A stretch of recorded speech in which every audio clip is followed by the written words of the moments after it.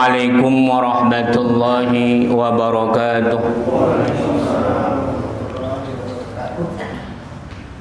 Alhamdulillahi rabbil alamin, wasi'al azimil iqbal, wassalatu wassalamu ala sayyidina Muhammadin al-mab'uthu litatmima makarimal akhlaq, al-mufaddalu ala kafatil makhluqati ala al-itlaq, wa ala alihi masabih as-sunnatil a'lam wa ashabihi al-badilina anfusahum litawdiha as-sara'i wal ahkam, wa ala sairil a'immatil mujtahidin al-qa'imina bihifzi namusiddin, amma ba'du. Yang Allah muliakan para jemaah musalla ziyadatul iman yang dirahmati Allah, sebagaimana biasa insyaallah kita setiap ba'da maghrib membuka kitab fikih dan tasawuf, dan insyaallah malam ini kita pergilirkan kitab tasawuf kembali. Mari sama-sama kita membacakan ulumul Quran.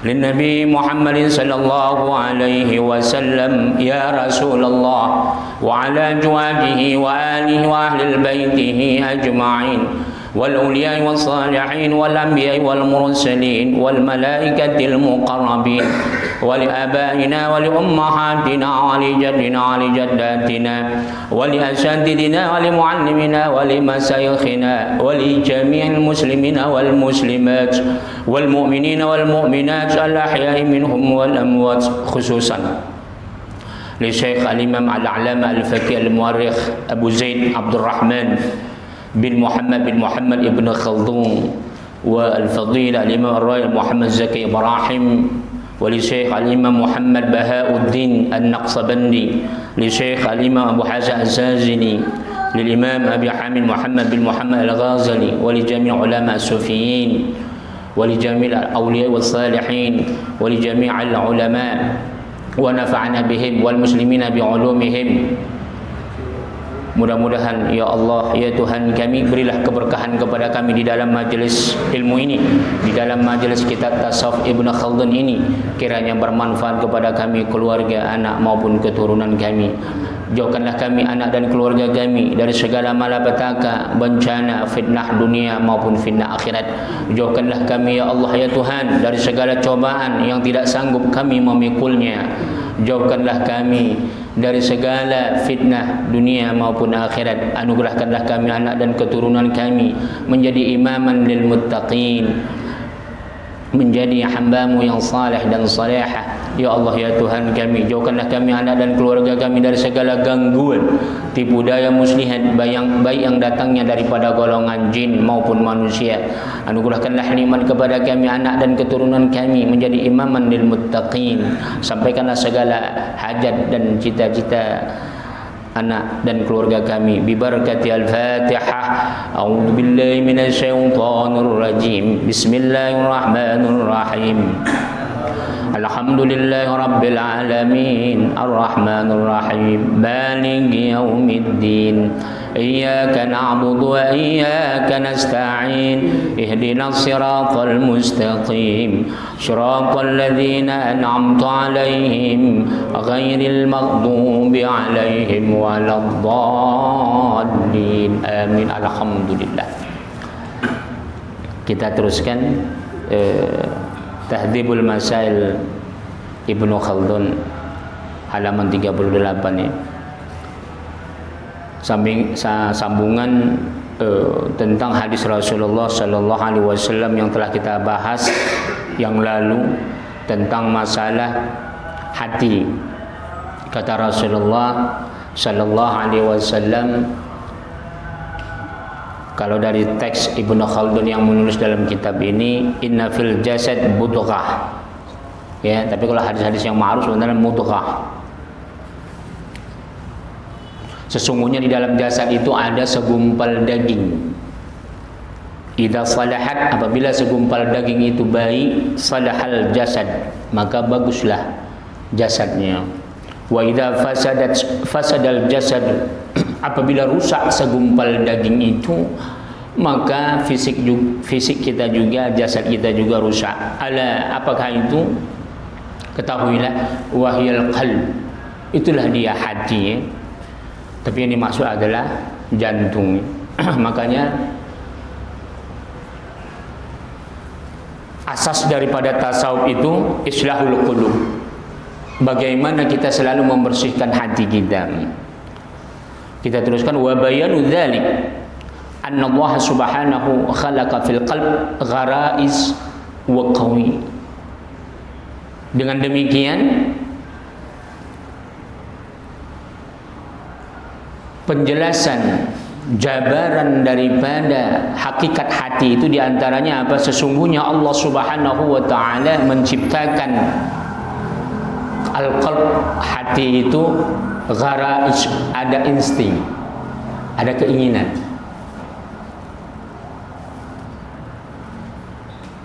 Wa qawi, dan kekuatan, kemauan. Makanya inilah dia, apabila hati kita tidak kita sandarkan kepada Allah, maka insting itu akan liar. Jadi kalau hewan itu kan nggak ada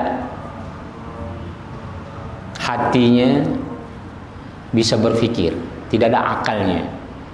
Jantungnya ada, sehingga instingnya liar. Jadi tak punya akal. Jadi kalau ada manusia yang dia akalnya, hatinya tidak dia gunakan sebagaimana fitrahnya sebagai manusia, maka gharizahnya, garaiznya, instingnya itu kan lihat. Jadi waqawi, ada kemauan. Jadi di samping ada insting, hati itu ada juga kemauan, kekuatan. Arti kekuatan di sini adalah bahwasanya akal kita atau hati kita itu akan terus berpikir dengan segala cara untuk menempuh, menghadapi kehidupan ini, sama ada yang baik ataupun yang negatif. Nah, inilah gunanya bagaimana untuk memahami hati, jangan sampai dia keluar, lepas dari fitrahnya. Makanya di jasad manusia itu raja, sebagai raja itu adalah hati. Apabila rajanya sudah lemah, maka seluruh perbuatannya pun akan lemah. Kalau sudah rajanya rusak, maka rusaklah semua akal kita, dan itu akan mempengaruhi fisik kita. Wa kullu wahid minha yutlabu muqtadat taba'ahu alladhi khalaqa lahu. Jadi semua keinginan hati itu dia akan terus menuju, terus akan ingin melakukan apa saja yang telah Allah jadikan kepada dia. Apa diantaranya? Bahwasanya fisik kita perlu makan, syahwat kita juga perlu dipenuhi, pikiran kita ingin menguasai apa saja. Di sana akan muncul nanti sifat kebaikan, dan di dalam itu juga ada sifat keburukan. Wa ja'ala kamaluhu wa ghayatu fi tahsilihi. Maka bagaimana? Maka dijadikanlah hati itu untuk menuju kesempurnaan, dan tujuannya untuk mencapai sesuatu yang diinginkan.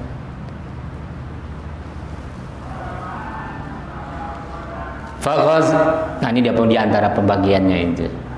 Fagharizatul ghadab, bagaimana insting marah kita. Nah, jadi ternyata kita punya sifat marah. Jadi kalau insting marahnya hewan, maka dia sudah tidak ada filter, tidak ada kontrol. Tapi itu pun dia terbatas ya kan. Nggak pernah hewan ngamuk terus menerus ya kan. Pernah nggak lihat kalau anjing dia marah 24 jam marah? Nggak pernah ya. Kecuali kalau anjing gila ya. Kalau manusia kan enggak. Tersinggung dia hari ini, berantem dan sebagainya, itu akan bisa berhari-hari bahkan bertahun-tahun Inilah fungsinya gharizah al-ghadab. Insting marah itu harus bisa dikendalikan. Tutlabu at-tashaffi wal intiqam. Jadi marah itu nanti dia pasti ingin bagaimana bisa sehat, disembuhkan, bisa marah itu bisa dihilangkan. Tapi juga nanti marah itu bisa mengarah kepada intiqam, dendam. Iya, nah ini dia, ini manusia. Jadi bermacam-macam model marah itu. Ada dia marah dengan suara, dengan bentuk fisik yang ya matanya mungkin terbelalak. Tapi ada dia enggak, biasa saja bentuk fisiknya, tapi hatinya Allah seperti gunung meletus. Iya, itu ada. Jadi ada yang dia mengekspresikan ghadabnya, marahnya itu dengan mulut seperti gunung meletus, dengan lisannya. Tapi hatinya enggak. Tapi ada juga lidahnya, lisannya tidak berkata-kata, fisiknya tidak menunjukkan dia marah, tapi hatinya nggak usahkan diajak dia berkomunikasi, dipandang pun marah dia. Ya, bertahun-tahun. Nah ini. Makanya dalam Islam itu hati ini kenapa kita harus jaga? Karena dia mempengaruhi segalanya.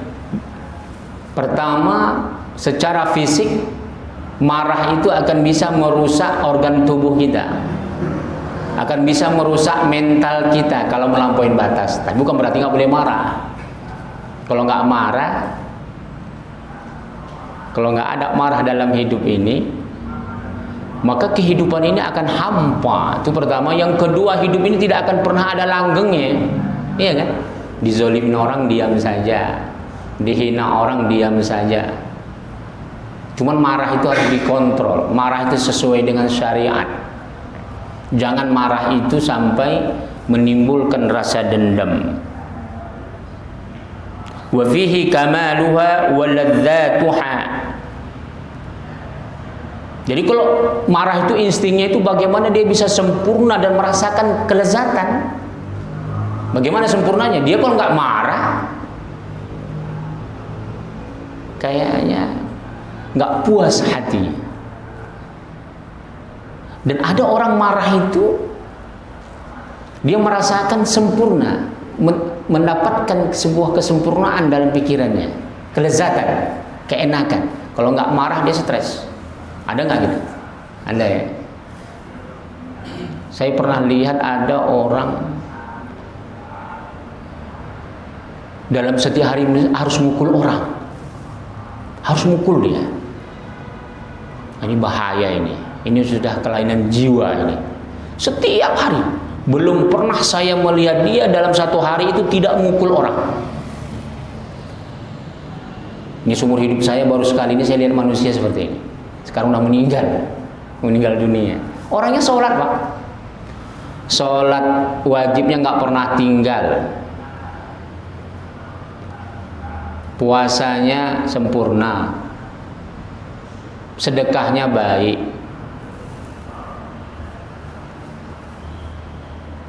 guru agama, bayangkan guru agama.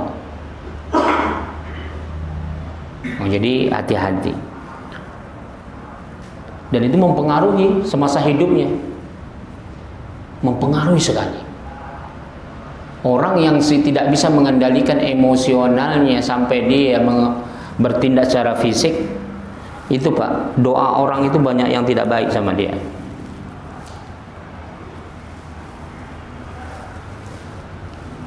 Sampai akhir hayatnya ia mengalami kesusahan dan mengalami penyakit yang sangat menyiksa bagi dirinya sendiri. Nah, tapi ada juga memang orang seperti ini, dia tidak main fisik, tapi hatinya terus seperti ini. Sepanjang hidupnya benci sama orangnya. Ada nggak itu? Nengok orang senang dia susah, nengok orang susah dia pun marah.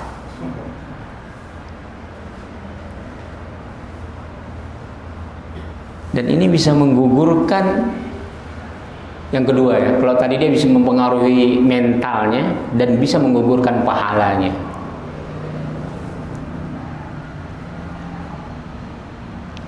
Kemudian apa? Wa gharizatus syahwat. Ada insting syahwat. Tudlabu al-ladzat bil ma'kul wal manquh. Maka syahwat itu dia akan tercapai sebuah kelezatan apabila dia memperoleh makan dan kawin, nikah.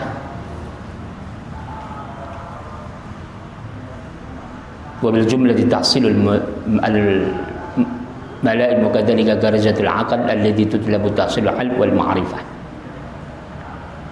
Jadi insting syahwat itu kalau kita tidak bisa kontrol, pasti dia akan dua yang dicarinya. Kalau nggak makan, perempuan. Kalau nggak makan, laki-laki. Nah, itu bagi perempuan lah. Dan ini bisa liar dia. Bisa liar.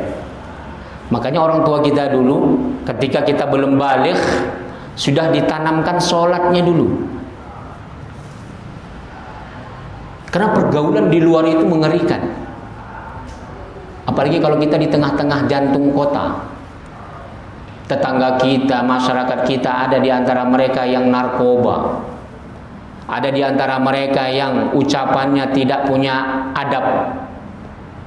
Suka ngomong kotor. Bayangkan, Pak. Itu ada anak-anak belum balik, masih baru umur 5 tahun, 7 tahun, 8 tahun.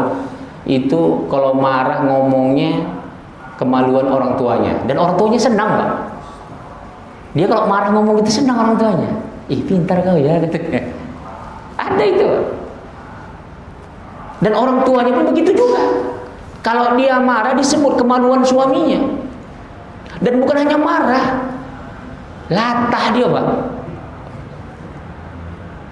Seorang ibu itu banyak yang latah keluar kata-kata kemaluan suaminya atau kemaluan orang tuanya atau kemaluan dia. Maaf, ini agak kasar, Pak ya. Ini supaya jelas. Coba lihat nanti ibu-ibu kalau sudah belanja setukang sayur, dicolek sama kawannya pinggangnya, geli dia. Keluar kata-kata, kalau nggak kemaluan suaminya, kemaluan dia. Allah, la ilaha illallah. Inilah pentingnya kita belajar adab itu.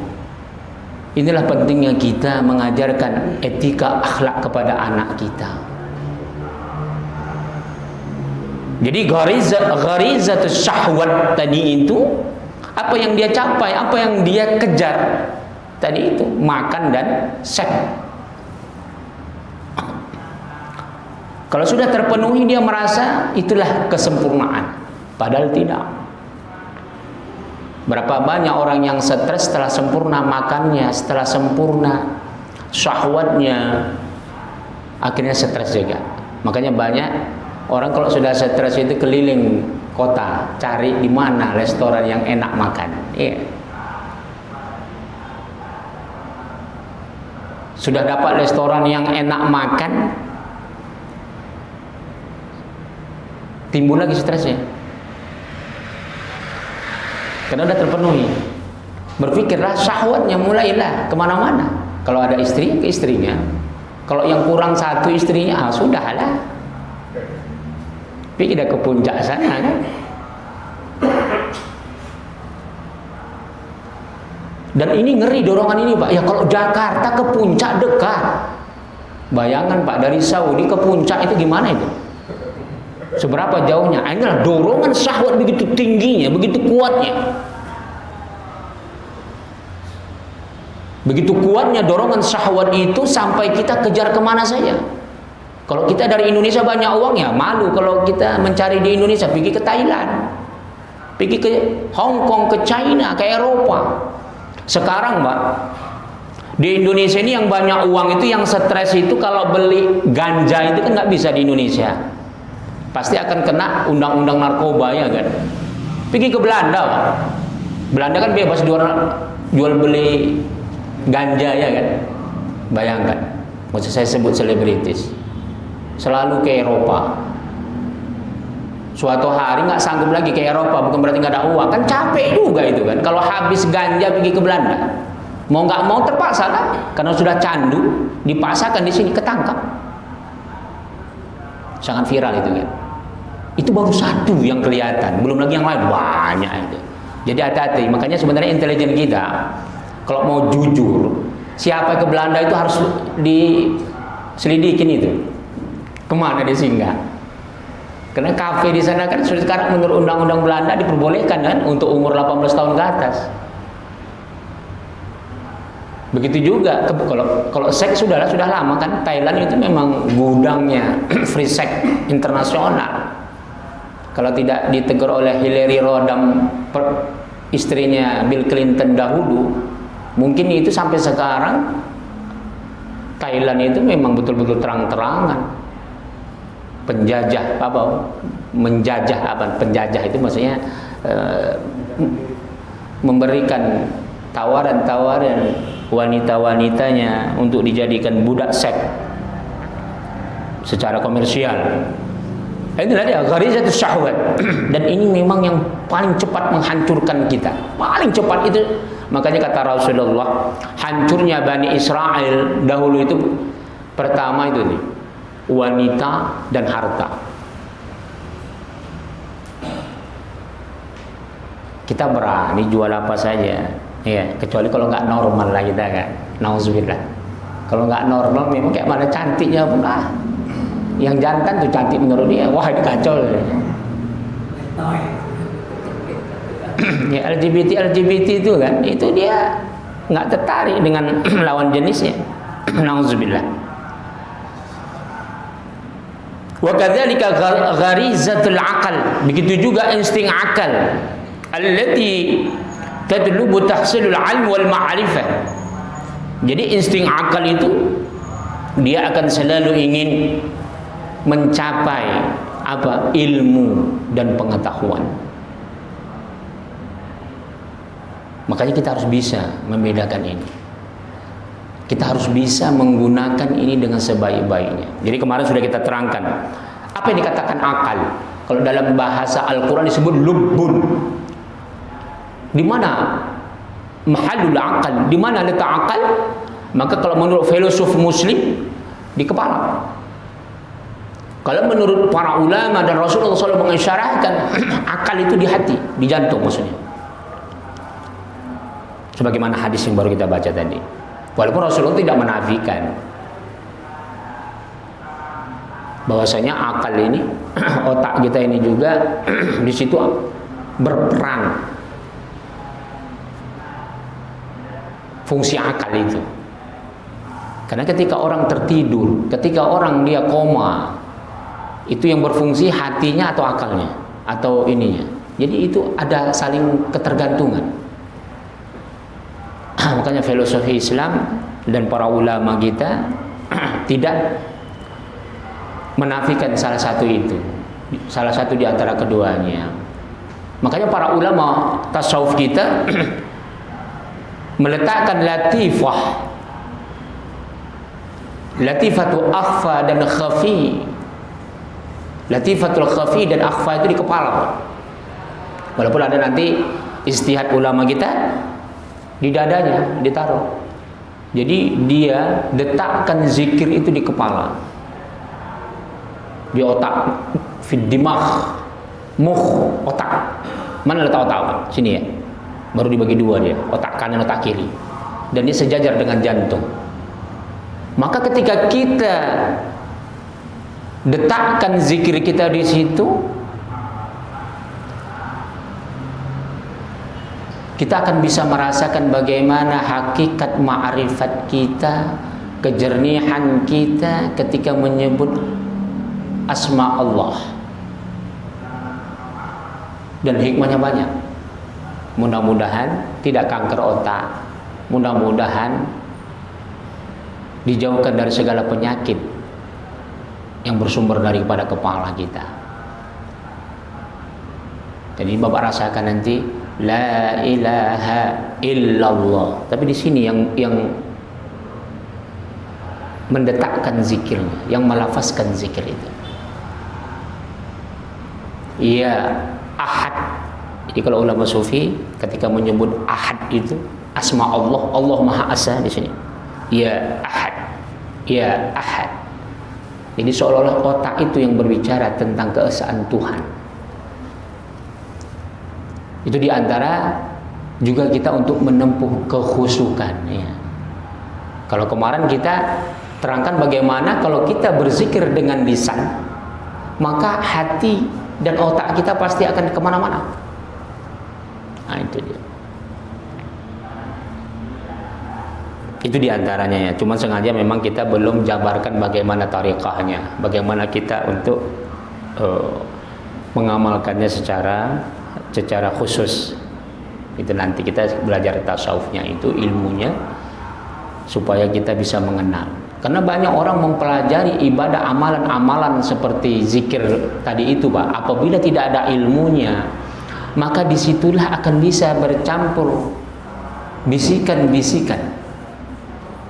bisikan batil dari makhluk-makhluk yang mengaku Tuhan. Oh, itu bahaya.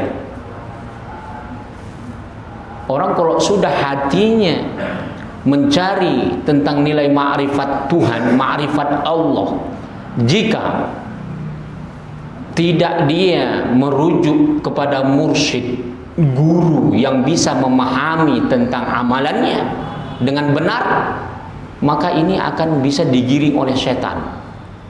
Makanya jangan heran nanti ada orang, Pak, kalau sudah dia mengaku spiritualnya tinggi, nanti dia bisa menganggap dirinya seperti Tuhan. Nauzubillah. Kan banyak itu kan ngaku Tuhan.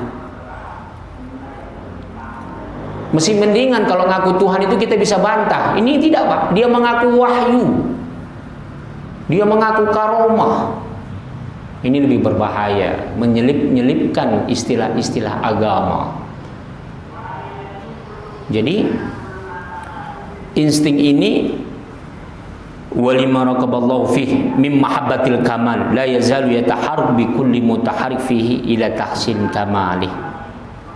Jadi semuanya itu kita harus bisa raqaballah. Insting-insting kita tadi itu harus bisa memang dipantau oleh Allah. Harus bisa sesuai dengan syariat Allah kita jalankan. Bagaimana? Mim mahabbatil kamal. Bagaimana kita bisa menanamkan kecintaan dengan sempurna terhadap Allah Subhanahu wa taala. Jangan sampai kita tergelincir daripada kesempurnaan kita untuk menuju terhadap ketauhidan kepada Allah Subhanahu wa taala. Jadi mim mahabbatil kamal, cinta yang sempurna kepada Allah itu tidak akan bisa kita dapatkan, kita tempuh kalau kita tidak memiliki mursyid, tidak memiliki seorang guru yang mengajarkan bagaimana caranya kita mengamalkan itu. Mana yang hak, mana yang batil, mana yang halal, mana yang haram, mana yang syubhat. Bayangkan seorang Syekh Abdul Qadir Jailani yang sudah mendapat gelar wali kutub. Beliau saja pernah didatangi suara ketika dalam munajatnya, wahai Abdul Qadir, engkau adalah orang yang sempurna. Pagi, sore, siang, malam engkau adalah hambaku, katanya suara itu, yang baik. Kuperintahkan kepadamu tidak usah lagi sembahyang. Bayangkan itu. Seorang Syekh Abdul Qadir Jailani, ulama besar yang dia senantiasa hatinya selalu bermunajat kepada Allah, masih bisa didatangi setan untuk menggelincirkan dia. Apa kata Tuhan Syekh Abdul Qadir Jailani? Masa iya Tuhan menyuruh saya untuk tidak sholat lagi? Iya.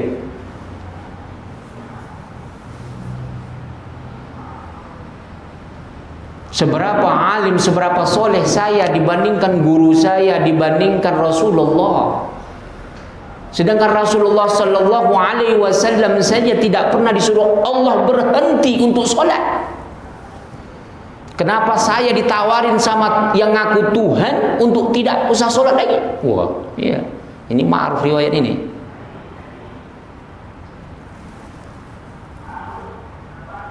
Nah, itulah dia.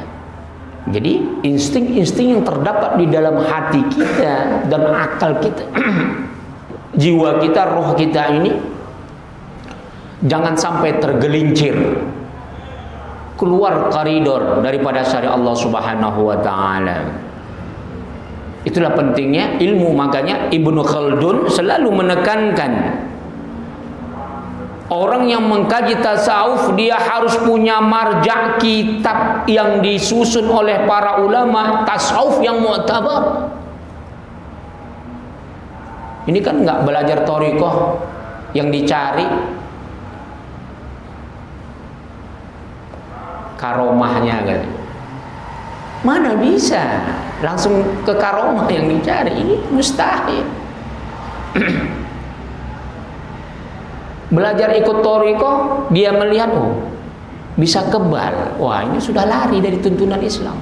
Jadi kalau ada orang ngaku sufi, kalau ada orang ngaku mengajarkan tasawuf, tapi di situ perkara-perkara dunia yang dia ajarkan, perkara-perkara dunia yang dia kejar, ini murni batil. Bermacam-macam, Pak. Ada perguruan, nggak usah saya sebut namanya, banyak kali muridnya, Pak. Di Jakarta ini juga. Yang diiming-imingi uang. Makanya hati-hati kalau ada perguruan-perguruan tasawuf itu, kalau yang sudah terlalu banyak muridnya, selidikin, tanya apa hikmah di situ. Itu pertama. Yang kedua, banyak orang-orang yang umurnya masih muda. Kita harus hati-hati itu, curiga kita. Karena biasanya anak muda, Pak, kalau ikut taklim kayak gini nggak mau gitu.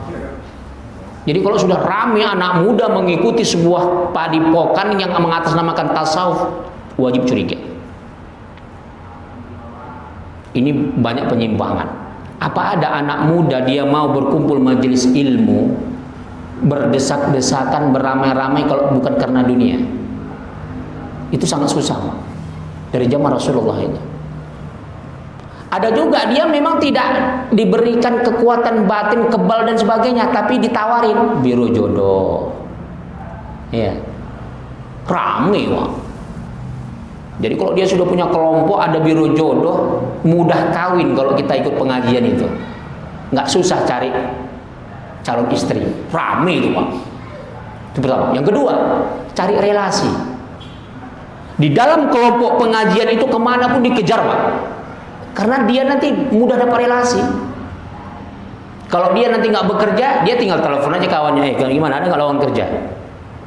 Jadi sebab itu pun ada yang murni dia membawa kitab, mengejar ulama yang ahlinya dari zaman Rasulullah sampai kiamat, bisa dihitung jari, Pak. Makanya kata Rasulullah, kenapa dijamin anak muda yang hatinya mu'allaqun fil masajid, yang tergantung hatinya di masjid, itu akan mendapat naungan kelak di akhirat, langsung surga yang dia peroleh. Karena betapa susahnya. Saya Pak talaki di Al-Azhar Kairo. Itu di Kairo itu lebih kurang, bayangkan, itu ribuan itu, Pak. Seluruh dunia itu ada utusan ke Al-Azhar. Tapi yang mau duduk ngaji talaki seperti ini bisa dihitung jari. Di Masjid Al-Azhar Kairo bisa dihitung jari. Paling-paling hanya 15 orang, 20 orang.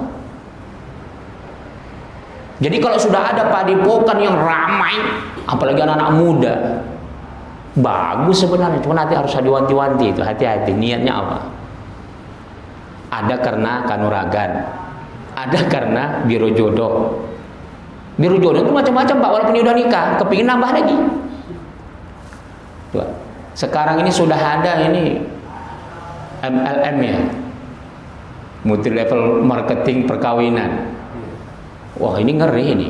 Dulu waktu nikah seri online, Kebetulan saya dulu sekretaris Dewan Fatwa Al-Wasliyah se-Indonesia, itu langsung saya saya ditelepon oleh media Jakarta Post, itu langsung kita keluarkan media, kita minta pemerintah tangkap, alhamdulillah ditangkap. Nah, ini keluar lagi yang lain. Sudah ada biro jodoh, Pak, mau yang bujangan, yang jomblo, mau yang sudah punya istri 1, kepingin istri 4, itu difasilitasi. Nanti dia bayar berapa maharnya. Pokoknya tenang saja lah, asal mau daftar, Bapak tinggal pilih, mau istri 2, 3, 4, akan mereka usahakan. Ah, ini udah kayak jual kucing aja ini kan. Nah, ini nggak bisa dipermainkan masalah seperti ini.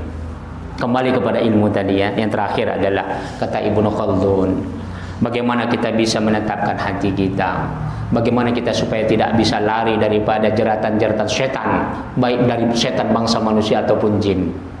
Apa? Yaitu mujahadah takwa. Kita harus mujahadah takwa, jihad untuk menjalankan ketakwaan itu. Bangun tengah malam itu kita harus bersusah payah, bukan karena hati senang baru kita bangun, atau karena kita sudah terlalu susah baru mau bangun tidur tengah malam untuk tahajud. Apa arti jihad dalam takwa?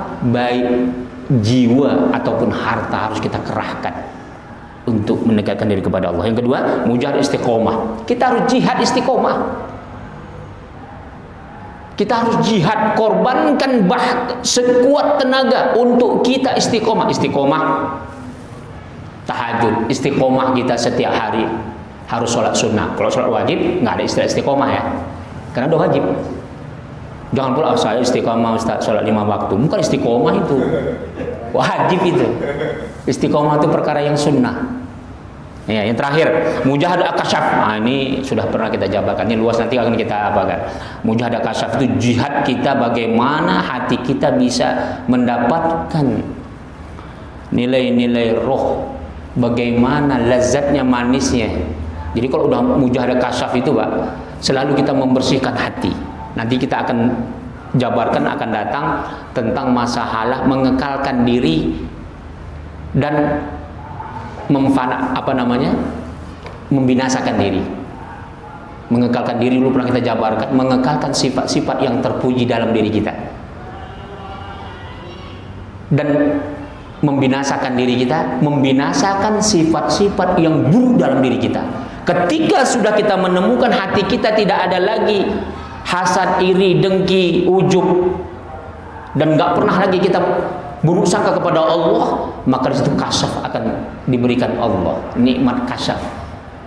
Hati kita akan bisa melihat sesuatu yang tidak bisa dilihat oleh zahir mata. Wallahu taala alam bisawab. Silakan kalau ada pertanyaan. Fadhal, silakan. Apa jihad yang Ustaz bilang tadi, yang kita tahu jihad zaman Rasul dulu berjuang di jalan Allah dengan cara berperang melawan kaum kafir gitu kan. Nah, untuk era sekarang ini jihad dalam konteks yang sekarang seperti apa Ustaz? Ya. Jadi jihad yang sekarang bagaimana? Apakah zaman Rasulullah jihad itu perang? Tidak. Rasulullah Shallallahu Alaihi Wasallam 13 tahun tidak pernah berjihad,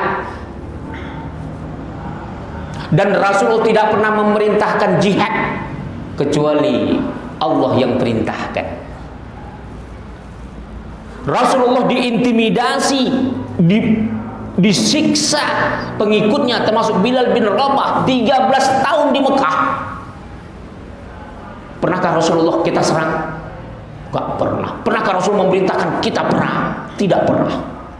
Tapi ketika setelah hijrah ke Madinah, umat Islam terus diintimidasi, umat Islam dibunuh, umat Islam tidak boleh, orang-orang Ansor yang mereka tanah kelahirannya adalah Mekah, orang-orang muhajirin yang tanah kelahirannya adalah Mekah tidak boleh kembali ke tanah airnya. Di situ bukan Rasul yang menyuruh jihad, tapi Allah perintahkan. Fa in qatalukum faqtuluhum. Kalau mereka menyerang, serang. Tapi apa yang terjadi? Sebelum akhir hayat Rasulullah, setelah selesai semua jihad itu, jihad perang maksudnya, ketika Fathul Mekah nggak ada peperangan. Rasulullah tunjukkan tidak ada dendam ketika Fathul Makkah tahun 11 Hijriah. Jadi Rasulullah mengawali tidak pernah mengajak jihad perang, dan diakhiri Rasulullah juga tidak menyuruh dendam memerangi orang-orang yang mengusir mereka, yang menghalangi mereka dan sebagainya. Udah. Ya ayyuhalladzina amanu hal adullukum ala tijaratin tunjikum min adzabin alim tu'minuna billahi wa rasulihi wa tujahiduna fi sabilillahi bi amwalikum wa anfusikum. Itu sudah 1400 tahun yang lalu, dan Rasulullah baca ayat itu. Wahai orang beriman, maukah aku tunjukkan perniagaan yang bisa memberikan keberuntungan yang besar, yang bisa mengangkat azab dirimu dunia dan akhirat. Wa tujahiduna fi sabilillah. Jihad kamu di jalan Allah dengan harta dan nyawa. Itu bukan untuk berperang semata-mata, tidak. Kalau kita tempat yang aman, maka jihad kita adalah ibadah. Jihad kita menanamkan kasih sayang kepada seluruh makhluk, kepada binatang, kepada manusia, apapun agamanya. Jihad. Jangan sampai ada di hati kita memilah-milah. Oh, hari ini kita sayang kucing, besok kita benci dia. Sekarang hari ini kita sayang anjing, besok kita siksa dia. Tidak boleh. Kita harus ada jihad terus-menerus untuk mencintai makhluk. Begitu juga kepada sesama kita manusia, apapun agamanya. Jangan sampai gara-gara kita disakiti yang berbeda akidah, memang ini kurang ajar ini katanya, dendam dia. Jangan. Kita harus perlakukan manusia, terkecuali apabila mereka atau siapa saja yang memang ketika sudah diajak dengan jalan yang benar tidak mau, maka kita bisa bertindak jalur hukum. Apabila hukum sudah tidak ada, baru dihalalkan itu dia. Jadi tidak langsung ke sana ya. Jadi jihad yang paling banyak itu diajarkan dalam Islam adalah jihad hati. Bagaimana hati kita bisa bermujahadah, senantiasa istiqomah di dalam zikir. Bagaimana istiqomah mujahadah hati kita tidak hasad dengki, tidak buruk sangka. Ini enggak, kita nengok ada orang cacat aja pasti hati kita mereng menilainya. Iya. Pantang nengok orang cacat yang suaranya sengau umpamanya, ya kan? Udah kita ledek itu. Udah kita memang tertawa, kita senang, kita merasakan kelezatan menghina orang, tapi tanpa kita sadari gugur pahala kita. Disitulah pentingnya mujahadah itu. Oke, silakan ada yang lain. Fadhal. Fadhal. Kita kan udah belajar tentang apa aja gitu yang menggugurkan pahala kita, Ustaz. Ini kan kita masih berjalan hari ke hari itu tanpa kadang-kadang kita sadari, Ustaz. Itu apakah ada yang salah dengan hati kita atau apakah ada yang salah dengan pemikiran kita, Ustaz? Iya, itu ya. Jadi memang itulah pentingnya mujahadah, itu harus diiringi dengan kita. Makanya tasawuf ini kan di samping dia islahul qalb, ini titik temunya adalah akhlak, bermuara kepada akhlak. Jadi membersihkan hati itu tidak terlepas di sana ada akhlak. Jangan sampai kita membersihkan hati kita tidak hasad, tapi kita tidak ada hormat kepada orang lain. Tidak hormat kita, petentengan kita. Tidak ada rasa kita mengagungkan ilmu agama, menganggap enteng. Kita tahu perbuatan yang kita lakukan itu salah, tapi kita cuek.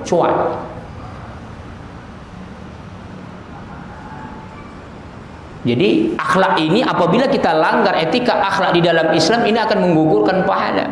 Kiasnya apa? Dalam Al-Quran, a'udzubillahi minasyaitonirrajim, bismillahirrahmanirrahim. La taj'alu du'a ar-rasul bainakum ka du'a ba'dikum ba'dha. Qad ya'lamullahu alladhina yatasallaluna minkum liwadha falyahdharil ladzina yukhalifuna an amri an tusibahum fitnatun aw yusibahum adzabun alim. Ya ayyuhal dalam ayat lain. Ya ayyuhalladzina amanu la tarfa'u aswatakum fawqa sawtin nabi wa la tajharu lahu bil qawli ka jahri ba'dikum li ba'din an tahbata a'malukum wa antum la tash'urun. Bayangkan akhlak dalam ayat ini, akhlak pertama kepada Rasul. Ketika kita menyebut nama Rasul sama dengan kita menyebut nama manusia biasa sesama kita, Allah akan timpakan azab dan fitnah. Ayat yang kedua saya baca, wahai orang yang beriman, jangan kau angkat suaramu lebih tinggi daripada Rasul, maka kamu akan, tanpa kamu sadari, kata Allah, amal ibadahmu akan gugur, hilang. Apa kiasnya? Kita perlu adab dalam hidup. Ketika Rasul sudah tidak ada, maka adab kita terhadap majelis ilmu, terhadap para ulama. Kalau kita nggak sependapat dengan pendapatnya, kan banyak itu di Facebook, di Twitter, di mana-mana menghina ulama karena berbeda pikiran sama dia. Jadi kalau bukan makom kita, jangan kita sembarang menghina. Udah, itu dari segi siasah politik. Belum lagi bagaimana adab kita terhadap majelis ilmu kita sendiri, adab kita terhadap guru kita sendiri. Itu tanpa kita sadari, nanti kita jauh dari rahmat Allah. Jadi sesuatu yang kita pelajarin itu, ya terus akhirnya kita langgar terus. Akhirnya kita nggak menemukan lagi, nggak kita temukan lagi lazatnya ilmu itu. Jadi bertahun-tahun kita belajar sama saja. Wujuduhu ka'adamihi, kata orang Arabnya. Keberadaannya itu sama saja, dia nggak ada. Jadi dia hadir dengan ke majelis ilmu, dengan dia tidak hadir sama saja. Setiap hari keduduk majelis ilmu dia dengar, jangan pakai celana komprang, celana pendek, pakai juga celana pendek ya. Jadi itu contoh paling kecil. Begitu juga umpamanya perkara-perkara yang lain. Jadi adab itu memang itulah dia akan mendatangkan keberkahan tanpa kita sadari. Maaf Pak ya, kita dulu itu saking mengambil keberkahan guru itu, padahal nggak dengar suaranya Pak. Cukup hanya menyalaminnya saja, kita duduk di majelis ilmunya, dia kecilkan suaranya, nggak dengar kita. Tapi kita terus istiqomah, kita cinta dengan itu, ditukar Allah lebih dari yang kita kagumi guru yang kita pelajari, yang kita ikutin itu. Subhanallah. Kenapa Imam Syafi'i, kenapa para mazhab sampai detik ini sudah ratusan tahun, di atas 1000 tahun karyanya dibaca, diamalkan orang? Karena bagaimana etika akhlak mereka terhadap gurunya. Contoh Imam Malik. Imam Malik itu Pak, sebelum dia belajar subuh, setelah ba'da subuh, dia tidur, dia tunggu di depan pintu rumah gurunya, sampai gurunya ketika membuka pintu terkejut. Kenapa engkau di sini ya Malik? Saya mau menunggu engkau ya Syekh. Jangan sampai aku itu duluan guru saya, baru saya datang ke masjid. Saya kepingin menuntut engkau. Coba, pernah nggak ada orang sekarang? Artinya itulah dia makom Imam Malik, wajar sampai detik ini ilmunya terus dipelajari. Sampai seperti itu dia menghormatinya. Semakin tinggi kita beradab, semakin tinggi kita membersihkan hati kita, semakin tinggi kita memiliki etika akhlak, maka Allah akan bayar itu dunia akhirat. Itu dia, nggak ada yang sia-sia. Itu dia. Silakan. Fadhal.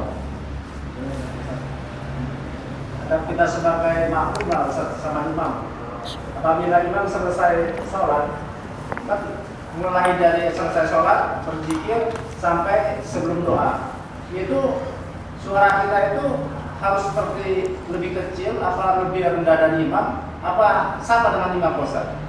Adab kita sebagai makmum di belakang. Iya. Terima kasih. Jadi itu bermacam-macam. Kalau di dalam kitab fikih kita udah sampai, tapi belum sempurna, sedikit lagi. Nanti itu inraf as-saut ketika berzikir. Kalau Syekh Wahbah Zuhaili, Profesor Dr. Wahbah Zuhaili di dalam kitabnya Al-Fiqhul Islam wa Adillah itu dia menganjurkan makmum lebih kecil dari imam. Tapi tidak mesti. Tidak mesti. Kenapa? Di dalam hadis Sahih Bukhari dan Muslim, udah ketika itu Abu Hurairah bisa mendengar suara, dulu nggak ada mic Pak, bisa mendengar suara zikir berjemaah habis salat sampai keluar sana. Berarti kan itu bergabung antara suara Rasulullah dengan makmum. Jadi boleh, nggak masalah. Nanti kita pelajari itu sedikit lagi ya. Nanti kita akan angkat karena banyak orang yang menganggap enteng zikir berjemaah, katanya nggak ada dalilnya. Imam Bukhari dan Imam Muslim. Dan itu kitab Ahmad bin Hanbal, kitab Marja' Ahmad bin Hanbal, kitab fikihnya Wahabi. Cuman mereka nggak mau pakai kitab itu lagi.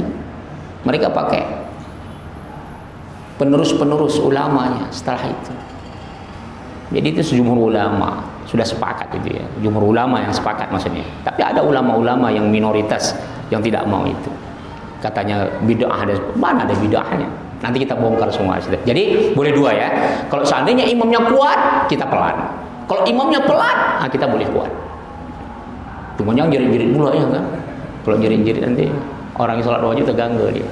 Nah, itu dia. Silakan, ada yang lain.